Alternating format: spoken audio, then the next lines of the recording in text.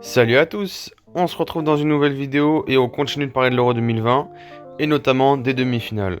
Donc avant de commencer, je voulais tout d'abord dire que du coup je vais arrêter de montrer les buts parce que voilà, je sais pas si vous avez vu la vidéo des quarts de finale, mais j'ai eu pas mal de problèmes à la poster. Elle a été supprimée plusieurs fois, donc voilà, je sais que c'est un peu moins bien, mais bon, voilà, ça empêchera pas de suivre les résultats. Et donc voilà, c'est parti pour parler des demi-finales. Donc on va commencer par regarder le match de mardi qui opposait les Italiens aux Espagnols. Durant ce match, on a vu Federico Chiesa ouvrir le score à l'heure de jeu, ce qui permet aux Italiens de mener 1-0. Ensuite, 20 minutes plus tard, Alvaro Morata égalise et permet aux Espagnols d'aller en prolongation.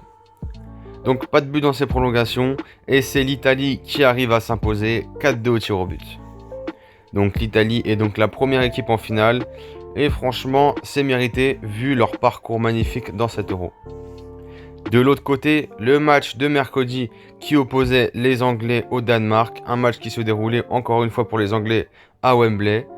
Durant ce match, on a vu les Danois ouvrir le score par l'intermédiaire de Damsgaard à la 30e minute.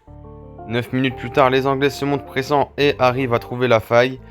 Un centre en retrait qui est dévié dans la cage par le défenseur danois Simon Kjær qui permet donc aux Anglais d'égaliser. Enfin, au bout du temps réglementaire, un partout, ce sont donc les prolongations. Dans les prolongations, événement marquant à la 104e minute, penalty pour les Anglais. Penalty, pour ma part, je trouve qu'il est très très généreux. Donc voilà, les Anglais qui ont encore une fois de la chance avec l'arbitrage et qui ont ainsi une grosse occasion de remporter ce match avec ce tir au but, qui est d'abord manqué par Harry Kane, mais qui arrive tout de même à la reprendre et à marquer. Les Anglais s'imposent de 1.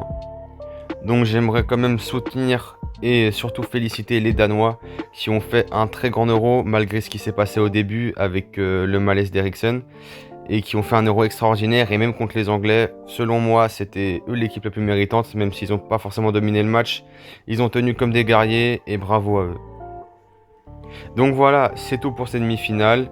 On se retrouvera donc lundi pour parler de la finale de l'Euro et aussi rapidement de la finale de la Copa América qui aura lieu dimanche à 2h du matin entre le Brésil et l'Argentine. Donc voilà, je vous dis à lundi et ciao.